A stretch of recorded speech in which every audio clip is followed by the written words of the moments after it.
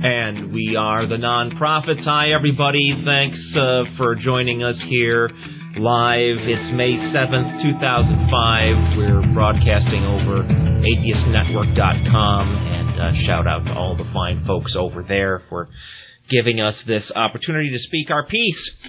I'm the host, Jeff D. Our co-host is Denis Loubet. Howdy. Producer, Russell Glasser. Hello. And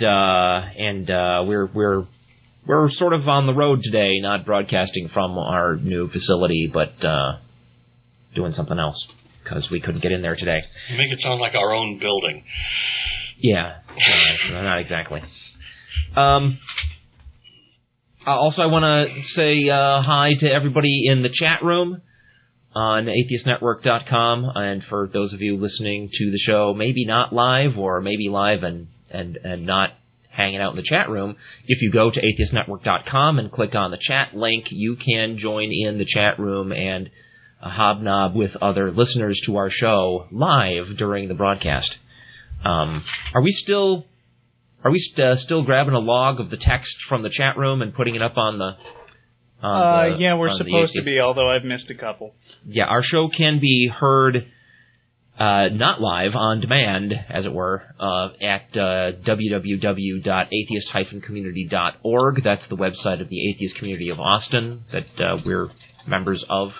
And you go there and click on the, it says radio or audio show link. And the last handful of episodes are up there, including the text from all the chat room chat that happened at the same time. First thing I want to talk about today is, let's see, today's Saturday. Day before yesterday was the National Day of Prayer. Yes it was. And the ACA were out on the sidewalk on the south side of the Texas State Capitol building protesting. The ones who didn't have jobs or right. Those of us who, like me, have no lives. We're out there. Sometimes that's nice. Doing that. And now, we had a pretty big turnout. There were somewhere, I think it varied over time, but somewhere between like a dozen and 18 of us out there with signs all at once. And it varied because what was going on the actual south steps of the Capitol building was a music and revival meeting kind of thing going on with kids from local Texas schools. I don't know if they were public or private schools. Whoa. But Texas Independent School District buses were used. State school system buses were used to bus these kids in to sing Jesus songs on the south steps of the Texas State Capitol building. That's a good use of my tax dollars. That was going on. So much. Yeah, that was going on. We didn't even actually know that was going to be happening. We just figured it's the National Day of Prayer, and our Governor Rick Perry has signed a proclamation saying, why, yes, the National Day of Prayer is happening, and it's great, and we endorse it, and this is a Christian nation, and everybody should pray. Right, just make sure you're Christian. Everybody should be Christian, right. And they basically signed a thing like that. That's why we were there. Under pain of torture. The actual prayer breakfast where he, prostrated himself for the religious right happened some other place at a restaurant or somewhere. We didn't really know any events were going to be happening at the Capitol, so it turned out to be great because there they were. And did you get any Christian gawkers? We did. We got a number of Christian gawkers. When a couple of interesting things happened while we were there. When I walked up, we had just had some guy, the man in blue, they started calling him, because he was in this like powder blue suit, like leisure suit kind of thing. Yeah. Walking into the Christian festivity past us, called us kooks. Wow. And we were having a chuckle about that. And about half an hour later, somebody pointed him out to me. He was away from the Capitol now, on the other side of the street from us, walking up and down the other side of the street, like looking at us periodically, stalking us, if you will. And we thought, well, that's pretty creepy. He's probably trying to come up with something more clever to say to us let's hope. Than calling us kooks. All right, so I was saying, the number of protesters we had varied over time, because every once in a while, one of us would get up the gumption to take our sign and go marching up through the crowd of Christians on the Capitol South steps to give them a good eyeful of protest, right? Right. And we have this guy, David Kent, who's an older fella, not physically imposing, carrying his sign up there, and he goes walking off, and we're doing our protest. A few minutes later, he comes back and says, "Somebody just stole my sign." He said, "What? Really?" "Yeah, this guy in a blue leisure suit." Really? Ran up to him, grabbed his sign, and ran off with it. So we had a sign stolen. Wow. From one of us. By a guy who called you a kook. Yeah, by a guy who called us kooks. So David went over to talk to the cops, and he told the cop, "Look, I'm going to take another sign and walk back up there, and would you mind just keeping an eye on me, and if this dude tries it again, nab him." Well, he didn't try it again. We figured he ran off with his trophy. Chortling. I can imagine him wearing a little black domino mask, Yeah, I don't know. It would be wonderfully clever if he put it on the wall in his home. He's gonna put it on his wall, or burn it, or something, deface it. I don't know, defecate on it. Who knows what he's gonna do? That was one interesting thing that happened. Another one was this person we call the Lady in Red. They're very colorful. They are. The guy all in blue and the lady all in red. The lady in red came up and talked to me, and she said, "You can't stop God because he's going to roll over everything." So I said, "So you're saying the plan is for your religion to take over our country?" And she goes, "Well, I think that would be a wonderful thing if Christianity took over the United States." And I said, "And then you'll put people like me in prison." And she says, "I don't put people in prison. God does." No, he doesn't. In other words, yes. Right? She's just not going to talk. Right. No. She's not going to take responsibility for it. But yes, the plan is for Christianity to take over the United States and imprison atheists. Right. And she's not responsible because Christianity is all about avoiding responsibility. Right. So that was pretty nuts. So then I tried to explain to her, ma'am, we're all citizens of the United States and we all have rights. And she said this incredibly crazy thing. She said, "You don't have the same rights as me." Whoa! Because you can't get into Harvard like I did, and you need God for that. What? And I told her, Harvard does not require a God oath for membership. And by that point, she was pretty angry and pretty flustered, and she went away. She went away to half a block down the street where my wife was with a separate protest of her own promoting the Stonewall Democrats, which is a gay Democrat group. The question comes from the chat room. Might there be any pictures of these proceedings? There are going to be pictures of the proceedings on the Atheist Community of Austin website, www.atheist-community.org. I don't know if they're up there yet, but there were photographs taken. Okay. Whether we got photographs of the man in blue or the lady in red, I'm not sure. I kind of doubt it. But my wife's over there with her sign having a separate protest because at the Atheist Community of Austin is a nonprofit organization. We can't be politically partisan, and she wanted to do that. So the lady in red goes over to her and says, "You're a liar," and stomps off. I don't know what that was all about. Excuse me. Let me put on my blue suit. All right, now take it off again.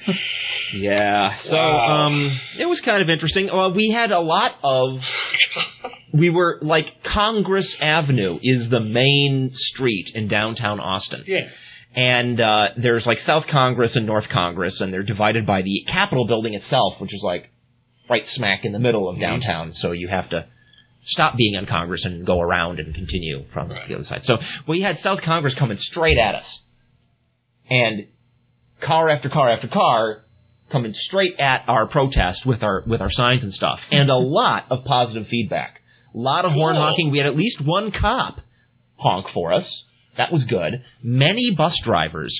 But by far, the group most likely to give us positive feedback were people riding bicycles. And I don't know why that is. But, like, almost everybody that came by on a bike. They're environmentally conscious hippie tree liberal. I thought that at first, but now I'm kind of leaning toward the interpretation that they were more aware that if they gave us positive feedback, we'd actually see it. Whereas, people don't want to honk, necessarily. And if they wave to us from their car, which some people did, we might not be able to notice it. So I think they just were more prone to give us positive feedback. But under the fresh air.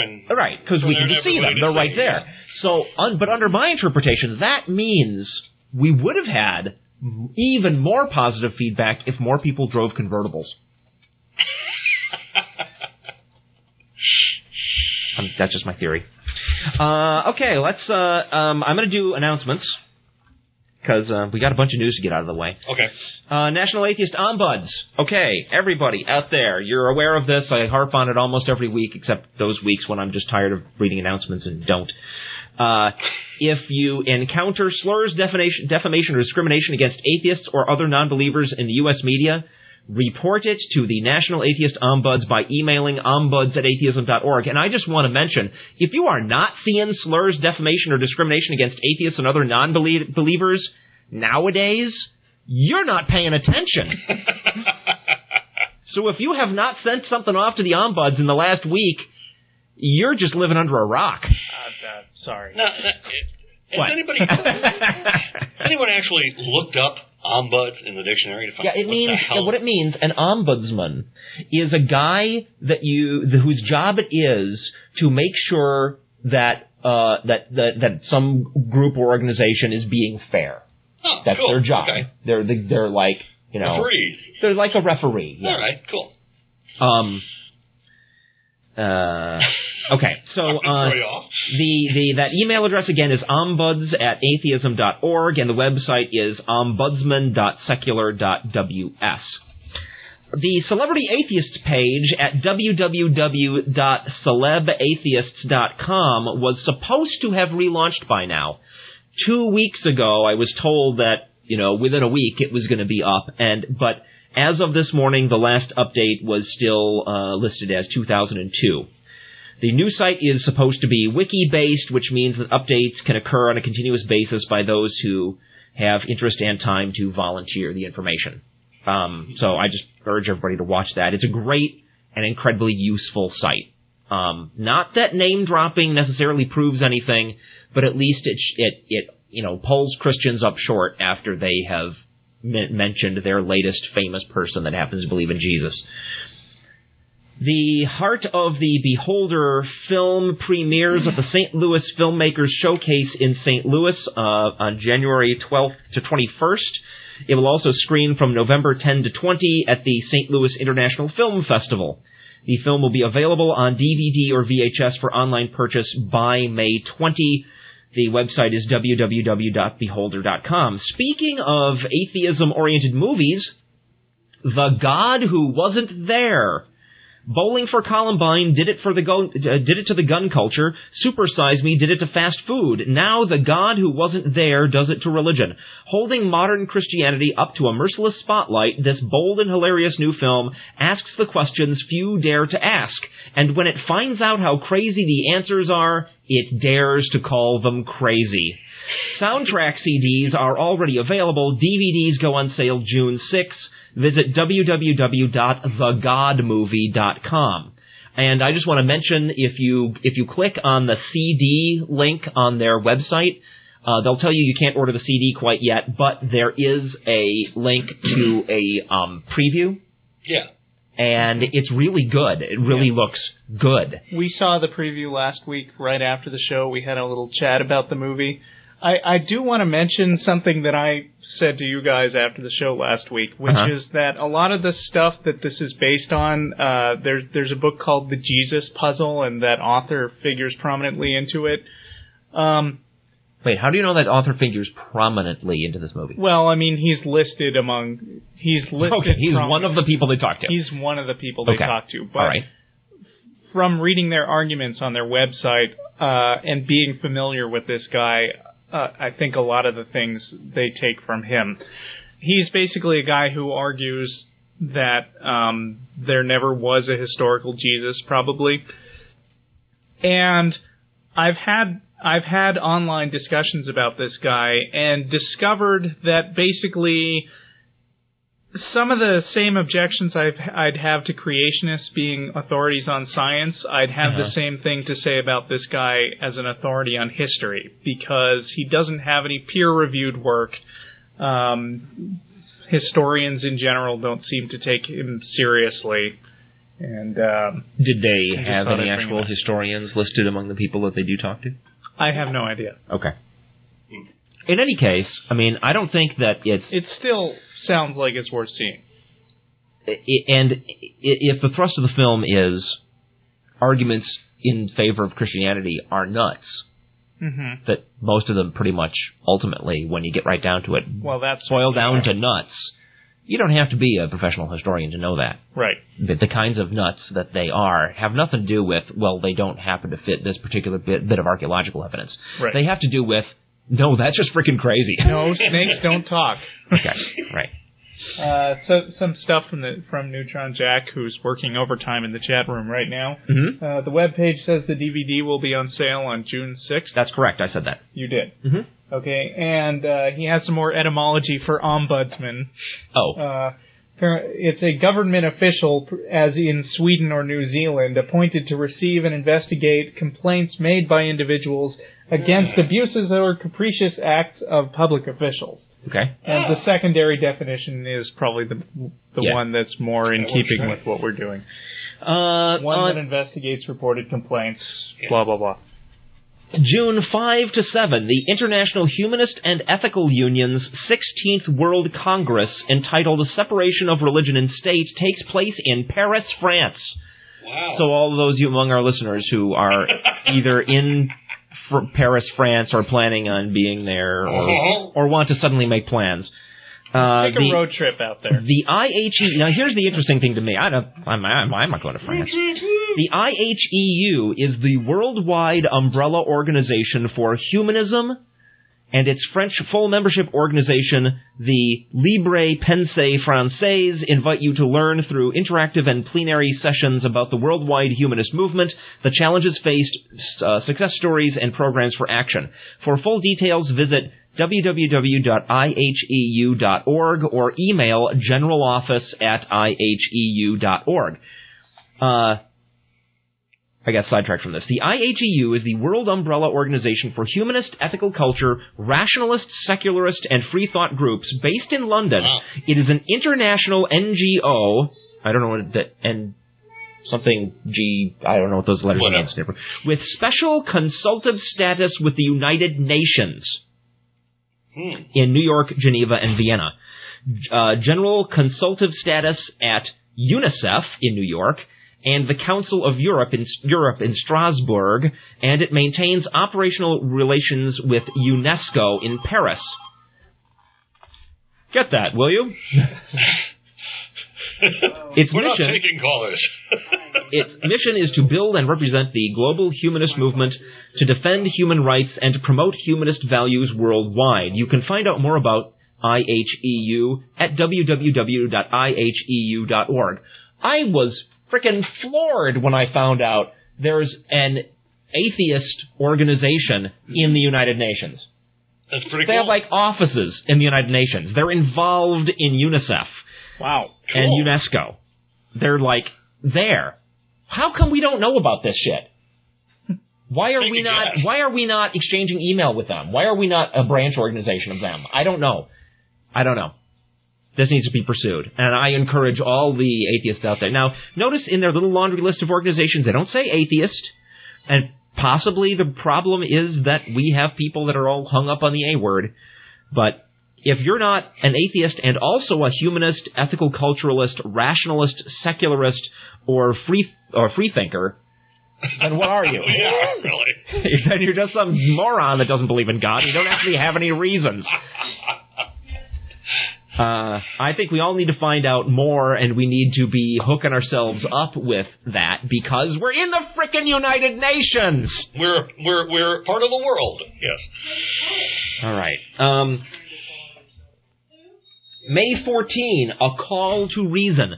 The Albert Ellis Institute and the Center for Inquiry Transnational, home of the Council of Secular Humanism, will formally announce a joint affiliation at a special one-day conference. Both organizations, committed to reason and science, deplore the increased dominance of irrationalism in modern culture. Featured speakers at the conference will be Albert Ellis, considered to be one of the leading psychologists in the world for developing rational emotive behavior therapy, and philosopher Paul Kurtz, the father of secular humanism. There will also be an open-floor discussion. The event will be held at the Albert Ellis Institute, located at 45 East 65th Street in New York City from 1 to 3:30 p.m. on May 14. Admission is $50. Additional information can be found at the Institute's website, www.rebt.org, or at www.centerforinquiry.net, or call the Albert Ellis Institute toll-free at 800-323-4738, or email info@rebt.org.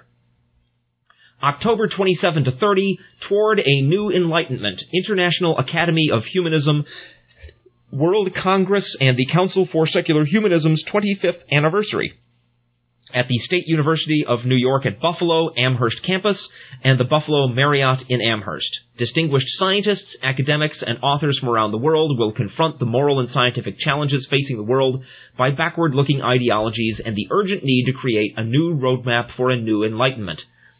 General registration is $195 a person. Price includes all conference sessions. To register or for more information, call the Council for Secular Humanism at 1-800-458-1366.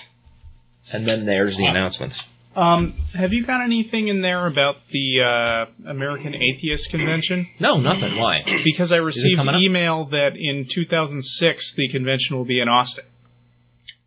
Really? No, I had no idea. Are you sure about that? I cannot find that on the website, so I'm going to chalk that up to rumor right now. Interesting. Well, we did just affiliate with them. We did? Yeah. Oh. Remember we had that vote? That's right. The ACA just had a vote, annual vote to elect our officers and board members, and one of the things that we also voted on was whether to affiliate with American Atheists and two other organizations that I forget what they are, but basically it's affiliation means they have links to us on their websites, and we have links to them on our website. That's right. Wow. And that's about it. Talk. Which is a surprisingly, because of these folks all hung up on the A word and also on petty squabbles between atheist organizations, it's actually a more controversial issue than you might think. We got members in our group who are really, really angry about it. Mm-hmm. And, it's not like American Atheists is innocent when it comes to petty squabbling against other atheist groups. And it's I think, partly their, how do I put this politically nicely? Carefully. Their reluctance to work with other atheist organizations in the past is part of the source of the animosity that some of our members feel toward them. But I don't think that justifies either side refusing to exchange email addresses. How about some news? Can we start with you, Russell, because you got a lot? Yeah. What's going on in the world? Well, at East Waynesville Baptist Church, a Baptist deacon said he and 8 other members were removed from the church roll because they disagreed with the pastor's political views. Frank Lowe said he had been a member of the church for 43 years. He said the pastor, Chan Chandler, said he wanted the church to be a politically active church and that anyone who disagrees with his views should leave. Chandler could not be reached for comment. WLOS-TV in nearby Asheville reported that Chandler declined an interview, but said the actions were not politically motivated. Sure.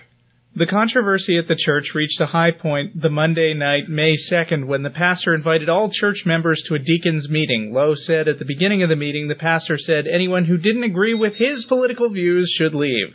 Lowe said he, his wife, Thelma, and 7 others left. The pastor then called the church into conference, and congregation voted to terminate the membership of those who left, Lowe said. Among those dismissed were 3 deacons, he said.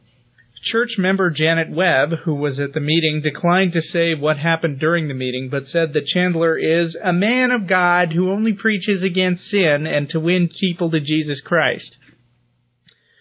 So? Church member Bill Rash, who has been attending the church for about 29 years, said he stayed through the meeting but has since resigned from his positions and decided to leave the church. He said another church member initially asked if all church members could come to the altar, pray together, forgive each other, and get on with the Lord's work. Trying to find the part that mentions Bush and Kerry. Doesn't seem to be in this story. Bush and Kerry? Oh. Well, what I heard, I first encountered this listening to Air America, and let's take this with a grain of salt because this is hearsay I'm about to tell you. According to the version I heard,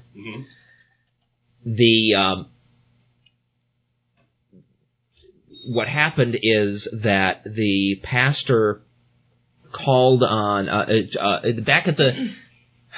Boy, I'm sure this is wrong now because it doesn't jive with the news story. The rumor that I heard was that back at when we had the last presidential election, this pastor told his flock, you can go ahead and vote for whoever you like, but if you vote for John Kerry instead of George Bush, or anybody, I would presume, instead of George Bush, you're going to have to come up to me and confess your sins. And that's how he got his list. Wow. That's what I heard. But I bet that's not true. I bet that's not factually here's accurate. another story, but it's the only one that mentions Kerry, so it might not be accurate. Yeah. Chandler, pastor of East Waynesville Baptist, had been exhorting his congregation since October to support his political views or leave, said Selma Morris, a 30-year member of the church. He preached a sermon on abortion and homosexuality. Then said if anyone there was planning on voting for John Kerry, they should leave, she said. That's the first time I've ever heard something like that. Ministers are supposed to bring people in. Yeah. So now, I get taxes, dude.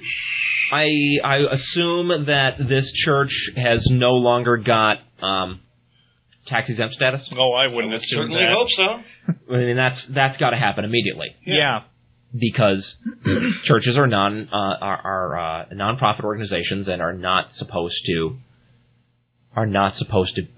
take political sides. They should pay back taxes right to October. Yeah. It's interesting, the question of when they ought to pay back taxes to, because it could be argued that, I mean, suppose you just wanted to dodge a bunch of taxes for your political organization by pretending at first that you're a religious organization, right, that you're a church, not paying taxes for a while, doing all your political partisanship, and then at some point kicking out the naysayers. Right? I mean, it's arguable that you ought to pay back taxes all the way back to the founding of your organization if it looks like it was a scheme. At least they ought to pay back taxes to the point at which the pastor first expressed a partisan political view from the pulpit. But, you know, there's this other thing that really astonishes me about this, and I'm actually going to echo this Christian woman that you just quoted in that last story. Yes, Russell. They're supposed to bring people in. One of the when you hear statistics about how many Christians there are, on a number of occasions I've encountered Christians arguing from the lists of names on church membership rosters, right? And saying, well, this proves our church added up all these names for our membership rolls, and that proves we have a much higher percentage than the polls say. Mm-hmm. But the reason that the polls don't agree is because it's extremely difficult to get yourself removed from a church's rolls. or has been up till now. I'm personally amazingly shocked. I wish that they would now go through and take out all the atheists, all the, like me, I bet you anything, my name is still listed as a member of the United Methodist Church in Cary, Illinois, where I was, as a kid, obligated to go to church. I bet you anything they still got my name. Wouldn't be surprised. Because I never went back and told them. And churches are free to pick and choose their members. Yeah, but they're not free to choose to continue to present you as a member if, in fact, you don't agree and don't go. Yeah, but I mean, getting back to this story. Yeah. I see what you're saying. In a way, churches are free to, excommunicate whoever they want to. What's kind of worrisome about this is kind of the same thing that we were talking about back before the election when Kerry was going to be denied communion, I think, because he wasn't against abortion. And it's like, well, a rational way to respond to that was, fine, buzz off. I'll go find another church. Right. But they don't. I mean, Kerry probably didn't. Right. Just switch religions because it was suddenly obvious that this religion is a bunch of idiots. Yeah. And these people who changed will probably seek another church of the same religion because their religion is so deeply ingrained as a part of who they are that these churches wield an undue amount of influence by saying, toe the line or you're out of here. Mm-hmm. Yeah. Do we have a story about the child molesting mayor? We don't have that one, do we? I don't have it. No. Okay. Something we talked about before the show, which would have been a nice direction to go from the end of that one. But anyway, give us more. I have another story about somebody doing something he oughtn't to, though. Oh, good. Yeah. I'm going to preface this by giving you the background on this guy. Okay. Don Sherwood is a married father of 3 and long-term conservative Republican Pennsylvania congressman who is working hard for family values. Well, that's all we need to know. Hang him. The Christian Come on, man. The Christian Coalition of America, which touts itself as the largest and most active conservative grassroots political organization in America, gives Sherwood an 84% rating for voting with the coalition's positions on legislative issues. The American Conservative Union rates him as 88%. The American Family Association gives Sherwood a perfect 100% rating. Wow. Among the votes that helped earn Sherwood his 100% rating with the Family Association was his support of the Marriage Protection Act of 2004, which would limit the federal court's jurisdiction over the issue of whether a ban on same-sex marriage is constitutional. In a 2000 news release, Sherwood said, "In this day and age, we ought to be doing more to support marriage instead of penalizing married couples." I'm waiting for the punchline. This guy's a stand-up guy. Wednesday, May 4th, 2005. U.S. representative from Pennsylvania was accused of choking a woman, 29, to whom he was giving a back rub in his Washington apartment. Yeah. 3 days after it was reported, he was involved in a domestic Not to dispute. death, right? We're not laughing at the woman's death. No. Okay, good. A domestic dispute that triggered a 911 call from a 29-year-old woman in his Washington apartment. U.S. Representative Don Sherwood apologized for causing his family and supporters pain and embarrassment. 100%. I think it's 99 now. I'm truly sorry. Now I have work to do. I'm going to continue to work hard for the people of the 10th Congressional District and to begin the healing process with my family. Go away. That last part, Tony. Oh, boy. Sherwood, but you're going to give up that family value crap, right? Sherwood, 64, did not explain his relationship. What's to explain? With the woman, or say why she was in his apartment. He called her a casual acquaintance. Oh, that makes it better.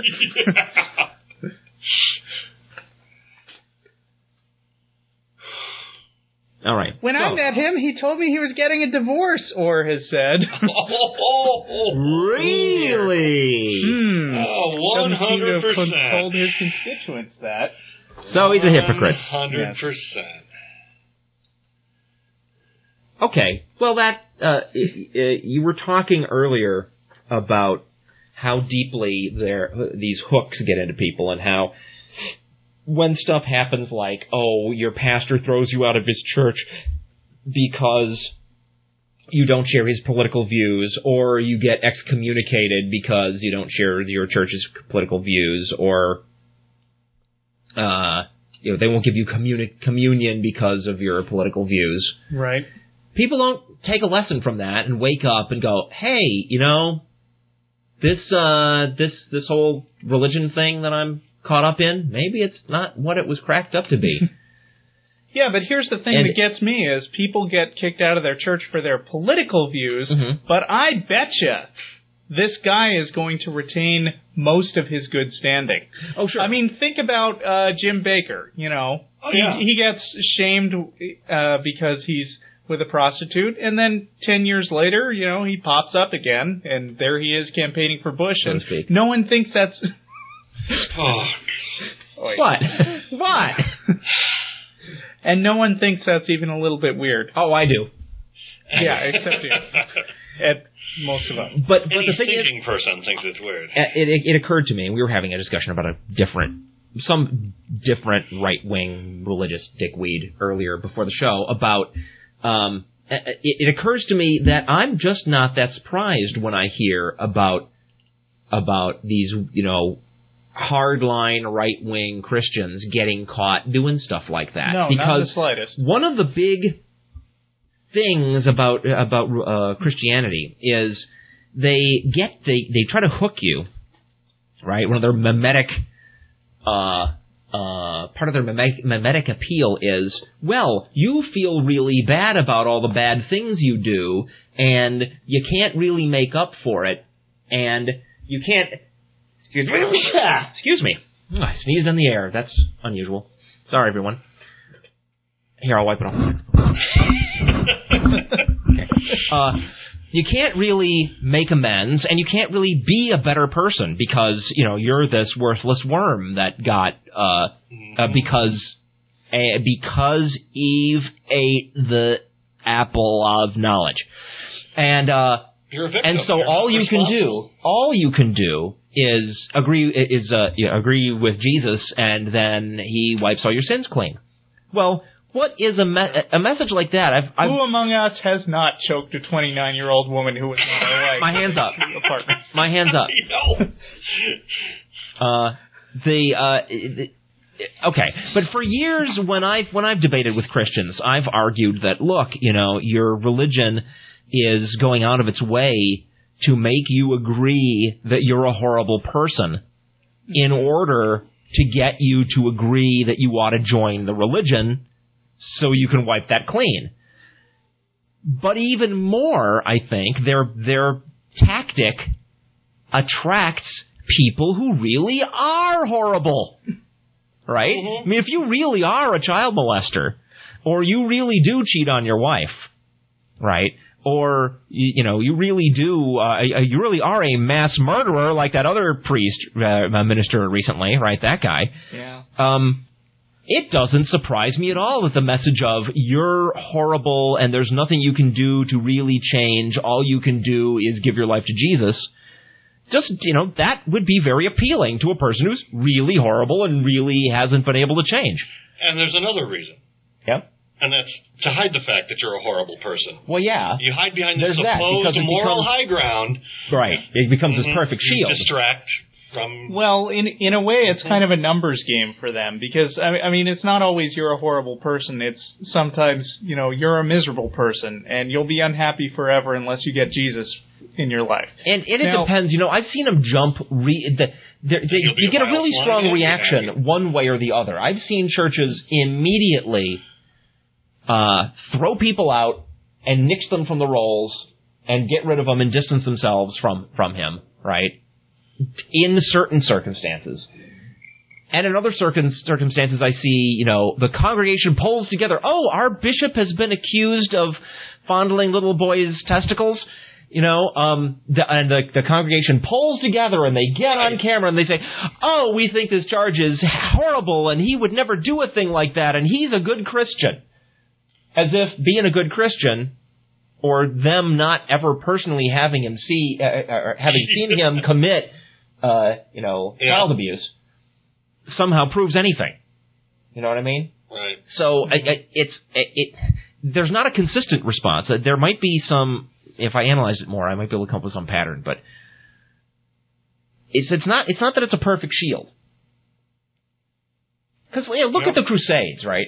I had some guy tell me that the Crusades that wasn't committed by true Christians. Right, true Christians would never form big armies and go and try to murder In fact, Muslims they've and take said them. to me, true Christians were actually the victims of the Crusades. Well, so when you come down to it, it was really non-Christians attacking Christians. That's what the Crusades Russell, are all about. That's crazy. No, but thank you. That's very crazy. But I've got a point. My point is, I asked this guy, are you telling me that for a several century long period in the Middle Ages, Christianity ceased to exist? And he wouldn't agree to that, right? Because they need Christianity to be this ancient, venerable thing that was always right and true and perfect. But at the same time, they want to write off all the Christians involved in the Crusades, which is pretty much all of them. All of them. Every single one. The Pope said, let's have Crusades. And there wasn't any Protestantism yet. Yeah. That was it. That was Christianity. So, I mean, it's not that they're not willing to write you off once you claim you're a Christian, but boy, are they willing to ignore all your past misdeeds if you simply say, I'm sorry I did those past misdeeds, I'm a Christian now. Not avoiding responsibility. Okay. You want to do one? Sure. Okay. Is that good news? Do you have bad news? No, I only have good news. Russell, more bad news. I want to do a clear line of demarcation between the good news and the bad. All right. So that last one was a guy getting caught, right? Yeah. Oh, fine. Russell, Dennis, do your good news. Okay, I will do my We've good already news. broken our perfect wall of separation between good and bad news today. Sorry. It's in the Constitution, man. All right. Atheists win big in Idaho. State cannot discriminate in favor of Christian groups. Day of prayer permit.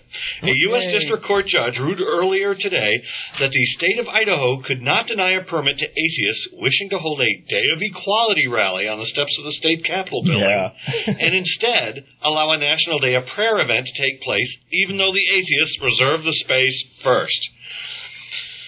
Supported by American Atheists, the Idaho Atheists, and the AA State Director Susan Harrington, arguing that the state had violated the Constitution when it canceled the Idaho Atheist reservation for tomorrow's event, which was actually in the past now. Right. It all started when Harrington noticed that the scheduling calendar for May 5th, National Day of Prayer, which had included a religious rally on the Capitol steps, was blank. She promptly scheduled the Idaho Day of Equality for the venue.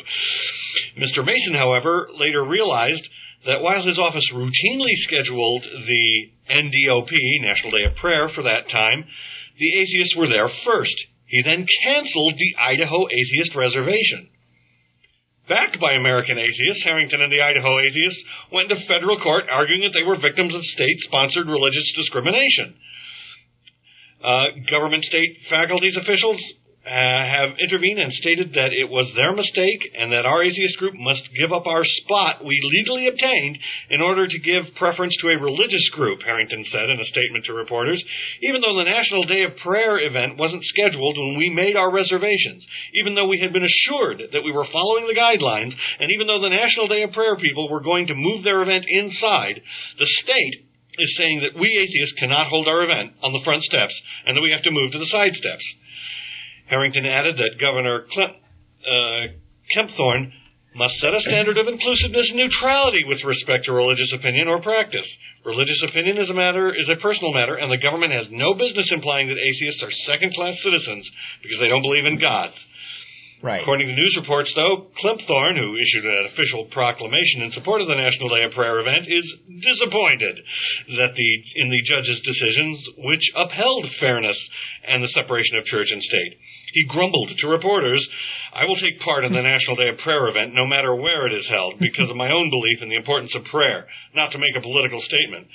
He also said that attempts to accommodate... If it's not to make a political statement, then why was it on the Capitol steps in the first place? Good point. He also said that attempts to accommodate the Idaho atheists by offering them a very similar venue on the same day and at the same time were rejected. Side steps on the side of the building. Yeah. So, that was in the news when we gathered to do our National Day of Prayer protest. Yeah. And much discussed. Boy, aren't those Christians just horribly persecuted? Aren't they just horribly persecuted? Russell, you got something about war on faith claims? Yes, I do. Now's a good time for that. All right. War on faith. A Bush nominee central to the Senate's judicial controversy criticizes secular humanists. Washington, For what? April 26th, just days after a bitterly divided Senate committee voted along party lines to approve her nomination as a federal appellate court judge. California Supreme Court Justice Janice Rogers Brown told an audience Sunday that people of faith were embroiled in a war against secular humanists who threatened to divorce America from its religious roots, according to a newspaper account of the speech. Wow. Brown's remarks come as a partisan battle over judges has evolved into a national debate over the proper mix of God and government, and as Senate Majority Leader Bill Frist ponders changing the chamber's rules to prevent Democrats from using procedural moves to block confirmation of conservative jurists such as Brown. Let's just have a quick straw poll, okay? Yeah. Hands up, how many atheists in this room agree that Christopher Columbus was a Christian? Oh, yeah. Yes. Okay, all the hands are up. How many atheists in this room agree that the Pilgrims came here as Christians who were fleeing religious persecution? Yeah. Fleeing Christian all the hands are up. Yes. How many people here in this room agree that most Americans, when the 13 colonies were formed, were Christians? Oh, sure. Right? All the hands. Where is this attack on the Christian roots of our nation? Atheists don't deny that Christians were mostly involved in the creation of our nation. Right. There's no attack on the Christian roots. The question is, how Christian can our government constitutionally be? Yeah. That is the issue. Now, it's a question of how constitutional is that now. Just because we never used to have as many unbelievers in our nation as we have now, that explains why this hasn't been challenged up till this point very much, and why for centuries Christians have been able to get away with abusing our constitutional rights. Right? That explains that. But we're not denying the Christian roots of our nation. Right. And it kind of reminds me of something that I covered on the show several months ago when I had a story in which a guy on Sean Hannity's show said something to the effect that, it's an undeniable fact that we are a Christian nation, by which I mean that a large majority of the people in the nation are Christian. It's like, if that's all you mean, then sure, I agree with that too. Yeah. Most people in the United States are Christians. But most people are also white. Right. Are we also a white nation? I mean, in a sense, yes, we are, but not in the sense of constitutional rights. Right. Not in the sense of the way our government is set up. Yeah.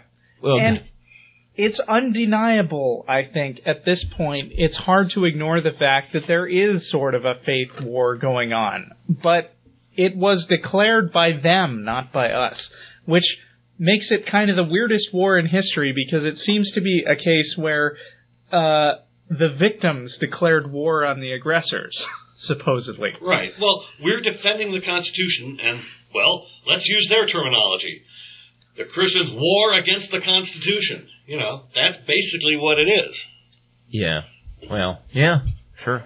Trying to subvert and destroy the They'll just deny it. I mean, ugh. I know. It's horrible and messy. They've been popularizing. They've been popularizing bad interpretations of the Constitution for quite some time now. Right. And the problem here is, once again, education. People don't actually understand how our government works. That's right. And I didn't see that one. I didn't see that one coming. You know, I knew we had bad science education, right? I knew we had, bad math education compared to other nations. But you don't compare the United States' how well the United States educates its kids in the way the United States government works versus how other nations educate their kids on how the United States government works. It never occurred to me that we might have fallen behind on that. But that's exactly what they're taking advantage of. You know, there's always these ideas like once a party has gotten the majority control in government, that they can do whatever they want. Well, or that majorities locally can do whatever they want. The Christians think that government education consists of reciting the pledge. There, you're done. Could be. You mean the Pledge of Allegiance? Yes, under God. Or do you mean the pledge to the Christian flag? That I read. That's even better, as far as they're concerned. Ugh. Okay. I'm sorry. Go ahead.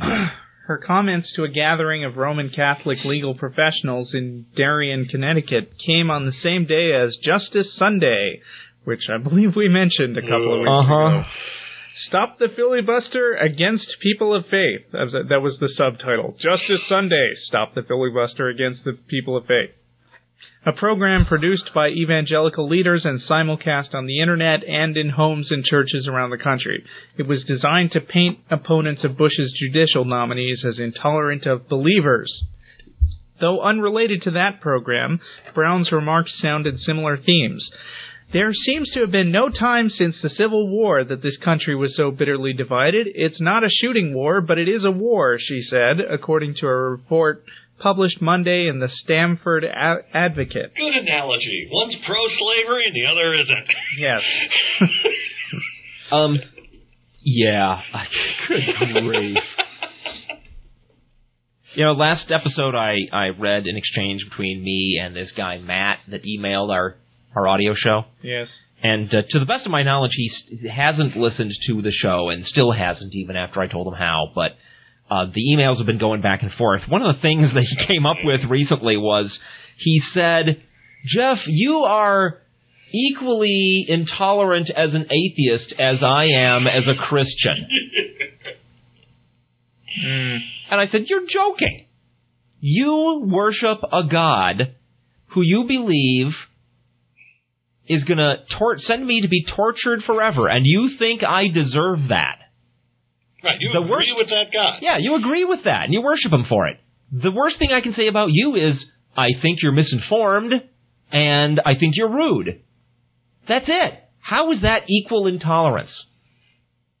You know, you guys have launched this culture war, which is, not a shooting war so far, but how long do you think they're going to refrain from that? In fact, I will argue that it is a shooting war, and it's just that the only targets they've shot at so far are abortion doctors. Right. Mm-hmm. That's just that's a start. Those were the opening skirmishes of the shooting war. I wouldn't be at all surprised if we started having Christians shooting scientists, shooting teachers, shooting atheists in the next few years, if this goes on. Wouldn't be at all surprised. Isolated incidents, not large scale, but until they, I mean, if they get their way in the government, I wouldn't be at all surprised if they just threw off all pretense and started gunning for people that don't agree with them. Wouldn't be at all surprised. They have to do something to affect the fact that they are still numerically in the minority in our country. They being the hard right fundamentalists. If they get what they want, supporters of the current administration are in the minority in our nation. That's true. And if not gunning for us, they at least lock us up in Guantanamo. I mean, and according to the lady in red, that's the plan. Right. She's just not going to take responsibility for it. But that is the plan. Those dominionists, I guess. Yeah, sure, that's it Dominionist. will be God doing it through us. Equal intolerance, my ass. Okay. I interrupted you again. You got more? Because I got good news. All I got is good news. All right, please. Go for it. Should we have good news? Good news. I'll get to Kansas later. Give us the good news. Oh, yeah, Kansas. Is that a good article on Kansas? Well, I mean, there are no good articles on Kansas right now. Fine. Here we go. And you know my in-laws live there and fit the profile.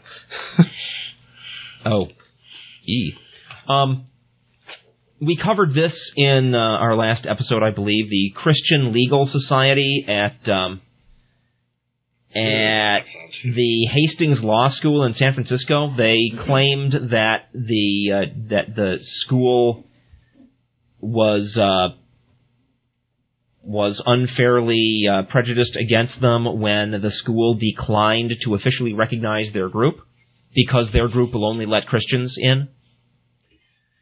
U.S. District Judge Jeffrey S. White rejected a claim by the Hastings Christian Fellowship, an organization of Christian law students, that Hastings Law School in San Francisco violated the federal constitutional ban on establishment of religion and their due process and equal protection rights when the state-supported school refused to extend official recognition to the organization.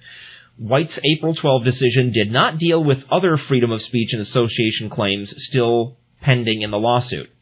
HCF is part of the Christian Legal Society, a national organization of Christian law students, and requires its members to agree to a statement of faith requiring adherence to Orthodox Christian beliefs, including a ban on homosexuality.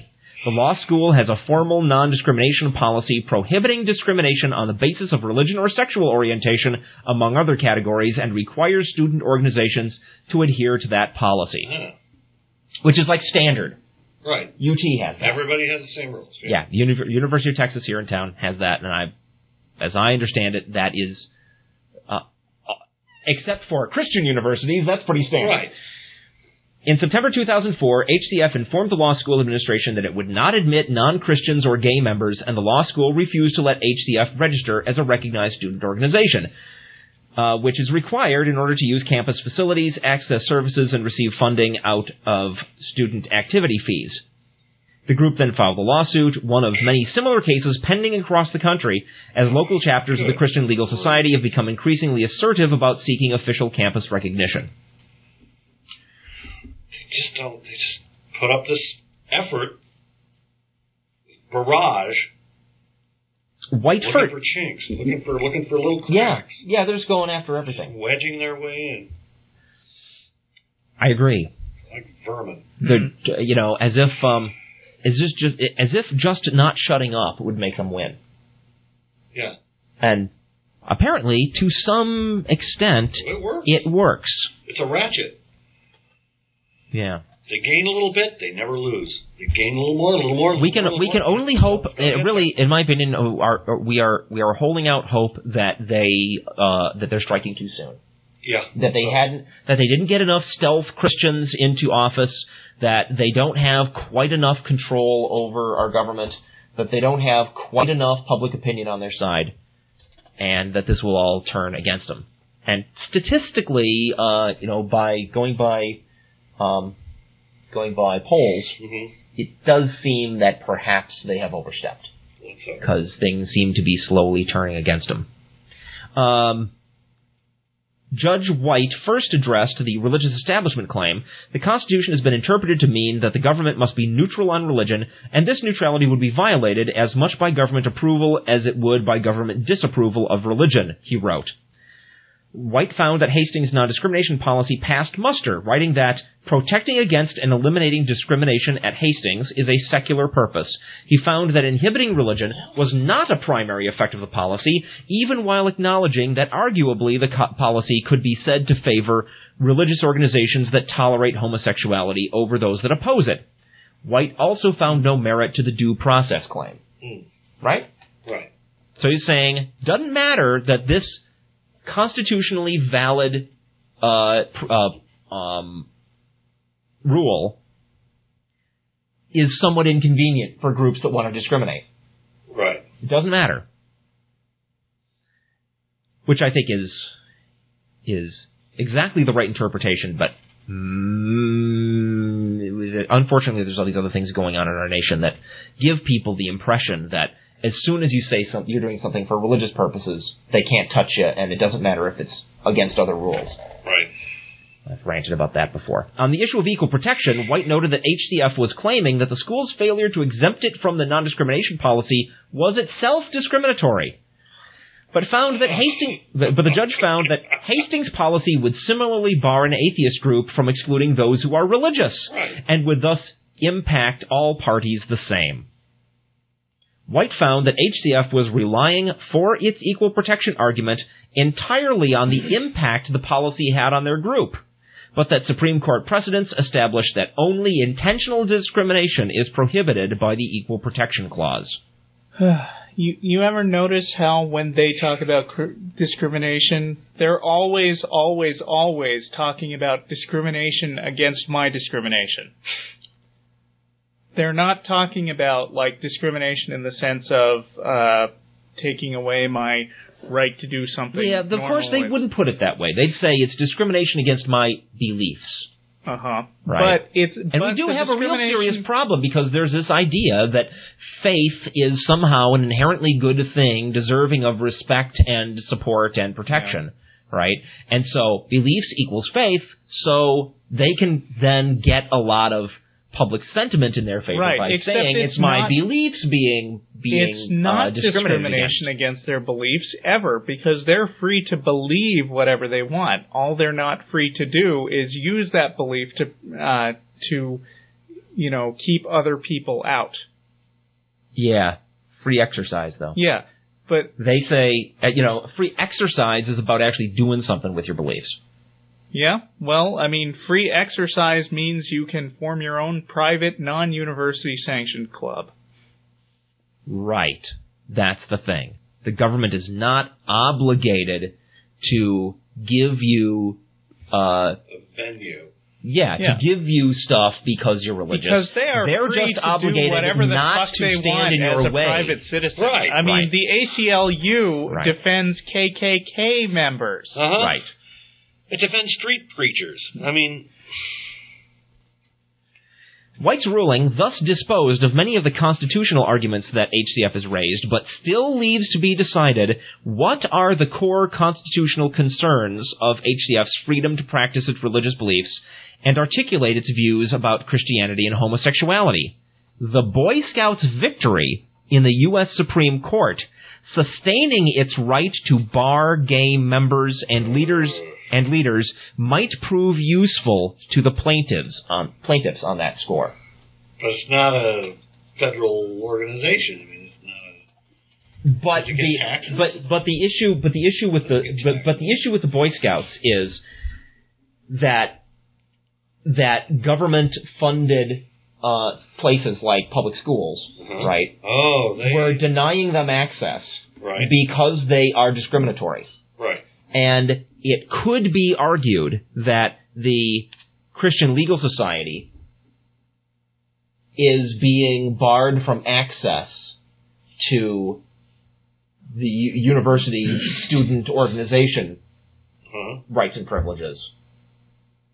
You see, so there are similarities there. The difference is that there is an established set of rules about how student organizations work. Right. At that school, and they are being asked to follow the rules. Those rules that everybody and those rules apply to everyone. And the judge has looked at those rules and said they are not geared to hurt Christian organizations. They apply equally to all organizations. They don't care who you are. So we'll see.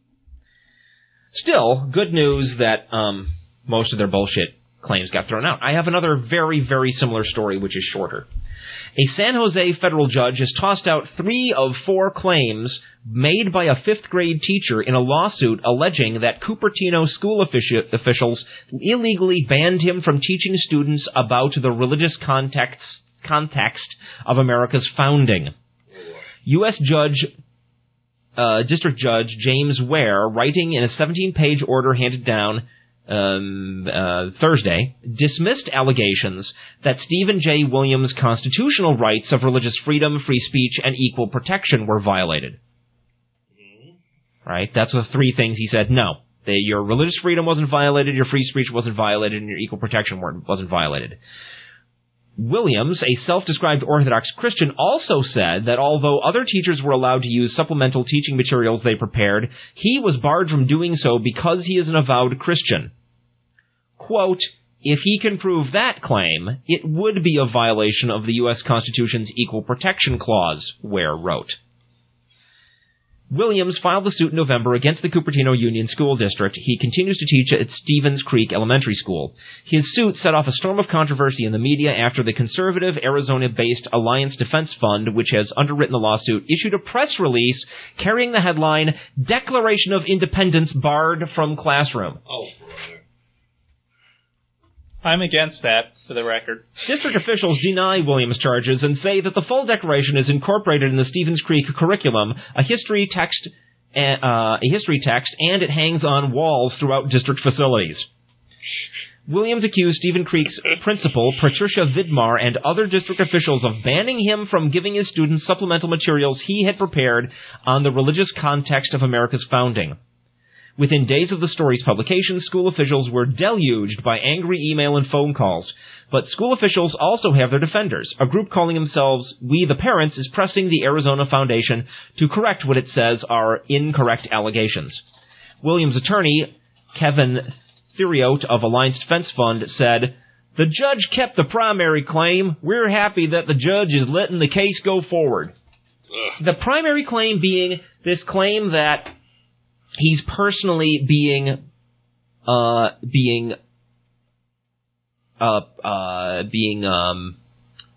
think of the damn word. Not prejudiced against. He is personally persecuted. That's not the word I was looking for, but that will do. Okay.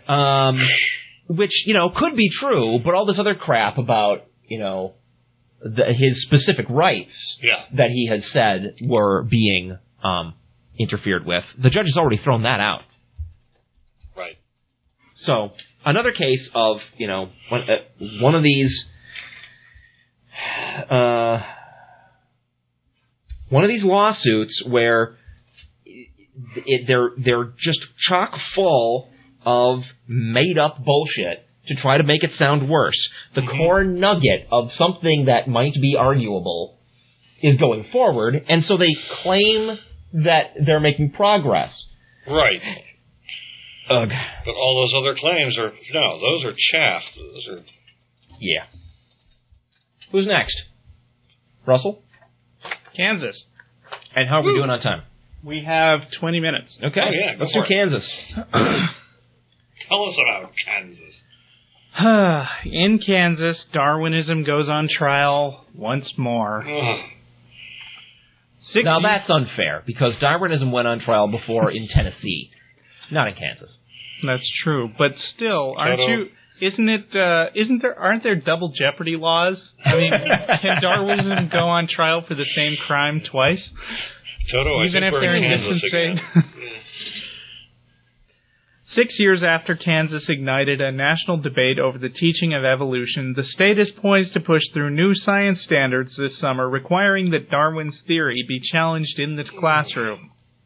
In the first of 3-day-long hearings being referred to here as a direct descendant of the 1925 Scopes monkey trial in Tennessee, a parade of PhDs testified on Thursday about the flaws they saw in mainstream science's explanation of the origins of life.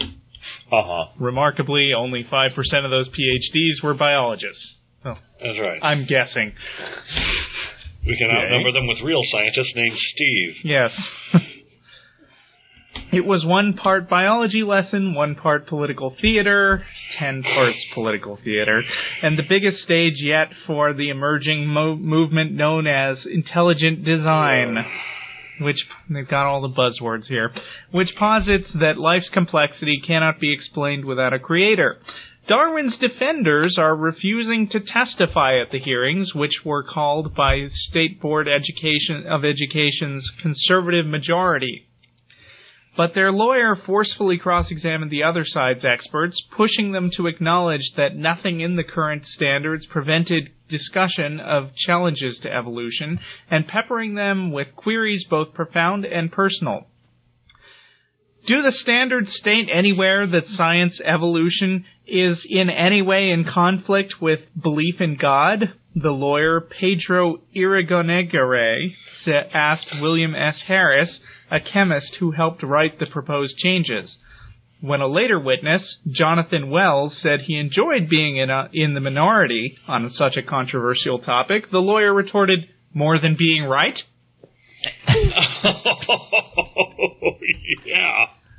If the board adopts the new standards as expected, in June, Kansas would join Ohio, which took a similar step in 2002 in mandating students be taught that there is controversy over evolution. Legislators in Alabama and Georgia have introduced bills this season to allow teachers to challenge Darwin in class, and the battle over evolution is simmering on the local level in 20 states. But not in Texas right now, because we kicked their asses out in 2003. Good. They'll be back with the same ratchet. We kicked out whose asses? Well, we kicked right-wing fundamentalist board members? These particular guys, Jonathan Wells in particular, was like a prominent figure in the 2003 hearings. You know, and aren't we in the state of Texas, I believe, according to the Texas Freedom Network, there is a bill going through the state Congress to give the school board back the right to edit textbooks. The school board has the right to edit textbooks that were written by professionals in that field, and a bunch of bureaucrats can go in and say, no, this isn't right. Is that what you're saying? That is what they're trying. Yes, right now. That's another way to get what they want. Right now, all the school board can do is decide which books to buy. Right. Okay. The bill going through the Texas Congress right now is to give them way more control than that. Oh, Christ. You didn't know that? No. Yeah. But do you think they're going to stop? No. They're not going to stop. They are not going to stop until it becomes so embarrassing in our country to admit that you are a fundamentalist Christian that people who are fundamentalist Christians will go off and just start little scary communes and leave everybody else alone. Scary little communes don't leave other people alone. They do for a while. I'm already embarrassed to admit I'm an American sometimes. It's just like, good God. I mean, that's the thing. I mean, they really need to. It needs to become embarrassing to be on their side. And until that happens, they're not going to stop. Mm-hmm. And do you see that happening? I heard something. I encountered a news story, or was it? No, excuse me. It was on a blog. And by the way, I'm giving you an opportunity to talk about something in a second here. There was some analysis on a blog saying that there are statistics indicating that while there is a Christian coalition, an official Christian coalition, that there is a growing non-Christian coalition, and given the way the statistics are moving right now, it won't be long before the non-Christian coalition is bigger than the Christian coalition. Wow, that's awesome. That would be neat if that was It was a blog, and I was getting actual news stories, so I didn't stay and watch long. But interesting. Let's hope. If something like that is true, that is hopeful. That would be well, great. you should be skeptical of stuff you read on blogs, because only morons have blogs. Speaking of which, I would like to announce the unveiling of my new blog. Yeah? For good or ill. I mean, I'm always talking about stuff on the show that I wrote on The Motley Fool, and I finally decided that since The Motley Fool is pay-to-play, it would be nice if I could actually get this somewhere where it's freely available on the net. So if you now go to Kazim's Corner, Kazim being my weird username on the Fool, that everybody will assume that you're a Muslim. Yeah, well... Yeah. Okay. I believe Kazim actually, in some language, means like someone who holds back anger or something like that. Okay, fine. They'll still think you're a Muslim. They can think that. I don't care. Can we get we need to take a picture of you, sort of dressed as a Muslim, but obviously not being one. I've got that picture of me. Oh my gosh. On my blog. No. That doesn't prove anything. This is a charcoal sketch that my wife did of me, and I look kind of sinister. Yes. Yeah. Okay. KazimsKorner, cute little misspelling. KazimsCorner.blogspot.com, and among other things, you can read a review of Passion of the Christ I did a long time ago. It should have been like Kazam's Critical Corner with a K. That would be even harder to remember. No, because it would be KKK. And if you go all the way back to 2002, you can see an email exchange I had with some local Christian radio DJs. Lots of entertaining stuff there. I've also got on the front page my recent side-by-side comparisons of the Pope and the Emperor. The Emperor from Star Wars. Yes. Right.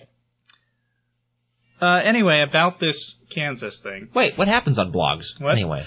I'm aware of the existence of blogs, but I don't really understand how they work or how you get one. I heard that all the cool geeks were doing it. So I was like, how hard is it to do this? So I basically went to blogspot.com, which is owned by Google. Yeah. So you know right away you've got a great search engine built in.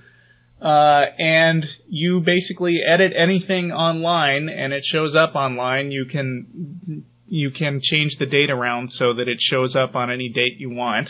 And it's sort of a stream of consciousness thing, only it's got a built-in message board because people can leave comments to your posts.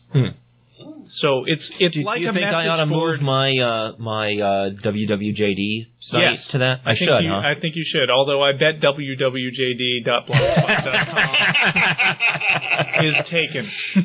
But that would be great if it wasn't. But okay. I recommend that you do, yes. Okay. That stands for What Worries Jeff D. Yes. But I haven't written anything on that in quite some time. That's the reason why I haven't made that move, because I've gotten a lot less prolific since I've been on the radio. You might be encouraged to, though, if you started a blog, because one thing I noticed was I tried starting a web page like your WWJD, and it was just too much of a pain to open the HTML text editor and FTP all the time. And I could only do it from home because it was stored on my local hard drive. Okay.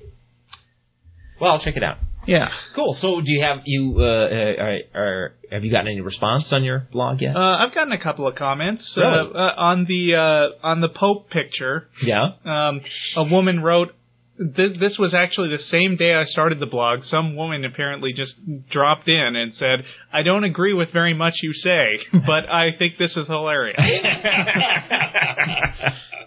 Yeah, but she could be a fundamentalist who just hates Catholicism. I went to her blog and saw that it's mostly sappy stories about her kids, and it's pink. So, all right. Well, I think that proves my point. Yeah, probably. All right. So, what else? Should I do another one? Yes. Okay, let's do this. Air Force Academy probes religious bias charges.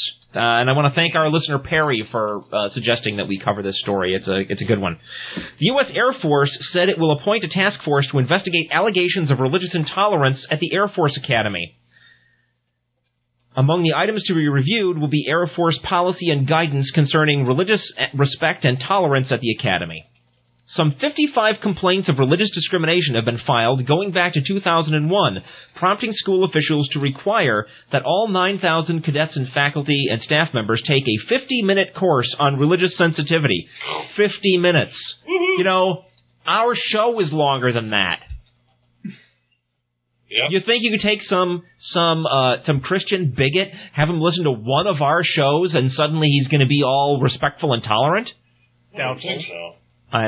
I think that might not be enough, given how much we swear. Yeah, well, fuck them. In addition, But, I swear on this show because I can, and it's a wonderful, refreshing change of pace ever since being on the TV show where we kind of have to watch the language. And I agree. And I agree with Clarence Darrow that language is already a difficult enough means of communication. We ought to use all the words we've got. At least that's what the character based on him says in Inherit the Wind. He might not have never said anything like that. I don't know. Okay. In addition, a report last week by a Washington-based religious liberty group accused cadets and staff members of creating a climate that discriminated against non-Christians at the Academy in Colorado Springs, Colorado. That stuns me.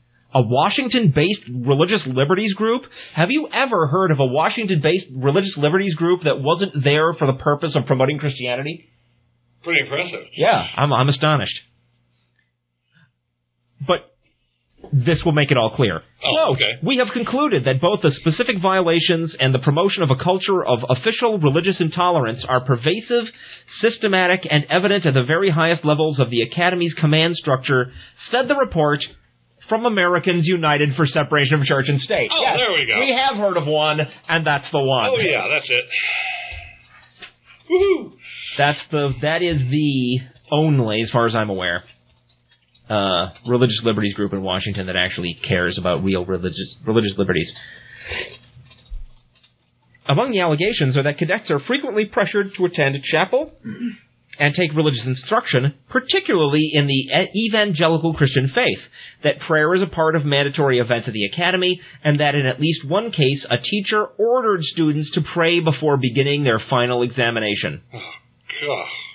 The report said it found that non-Christian cadets are subjected to proselytization or religious harassment by more senior cadets, and that cadets of other religions are subject to discrimination, such as being denied passes off campus to attend their own religious services. That's nice. When the Air Force is denied the service of the community's best and brightest young people because they feel excluded from the Academy by religious intolerance, the armed forces and the nation as a whole are weakened, the report said. The investigation that the Air Force itself is conducting follows a sexual assault scandal that rocked the Academy in 2003. So we've heard of these guys before. Right. More than 90% of the Academy students identified themselves as Christians, with 60% saying they were Protestant and 30% Catholic. About 1% are Jewish, and the rest is made up of Hindus and Buddhists, among others, according to Academy officials. Complaints ranging from anti-Semitic slurs to teachers preaching in class were mounting with the school's chaplain last summer, according to school officials. In one case, students promoted the Mel Gibson movie Passion of the Christ by plastering hundreds of movie posters in the cafeteria. Students also used their school email accounts to promote the movie, prompting the superintendent of the school, Lieutenant General John Rosa, to clarify that students could not use government email to promote religion.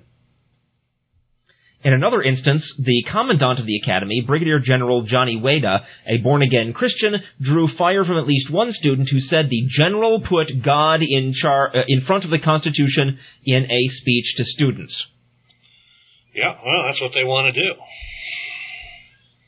Officials said none of the complaints appeared to have involved physical attacks, and none were reported at the time they occurred. Officials said most of the incidents were either verbal or actions that insulted another religion. Okay. Why do you even bring that up? What difference does it make? None of the complaints involved broken laws or violations of the Uniform Code of Military Justice, but officials said that several students have been counseled for their actions. Conversely, just fewer than 50% reported they never heard demeaning comments. More than 50% agreed that religious slurs and jokes are used. Nearly 50% of non-Christian cadets surveyed said classmates have a lower tolerance for those who do not follow a religion or believe in a divine being. This is extremely scary because, it's bad enough. They've taken over Congress. They've taken over the presidency. They are trying to take over the judiciary. and they are going after the military. Not good. Not good at all. Don't forget all public school. And education. Go out and tell off a Christian today. That's what I say. And also keep those reports to the ombuds coming in, because we got our work cut out for us. Are we done? Can I say goodbye? You can. I can have 40 seconds of dead air, but 40 seconds. Anything anybody want to say in 40 seconds? Oh man, not really. No? All right, forget it. We'll wrap up. I got no valuable message. We've earned the time off. Thanks, everybody, for coming by. We will be back in 2 weeks with another fine episode. We will leave you with Tomoyatsu Hotai with his song Battle Without Honor or Humanity from the Kill Bill soundtrack. The theme song of our little audio project here. Good space filler. Thanks for listening. We'll see you in 2 weeks. Bye-bye. Bye-bye. Bye.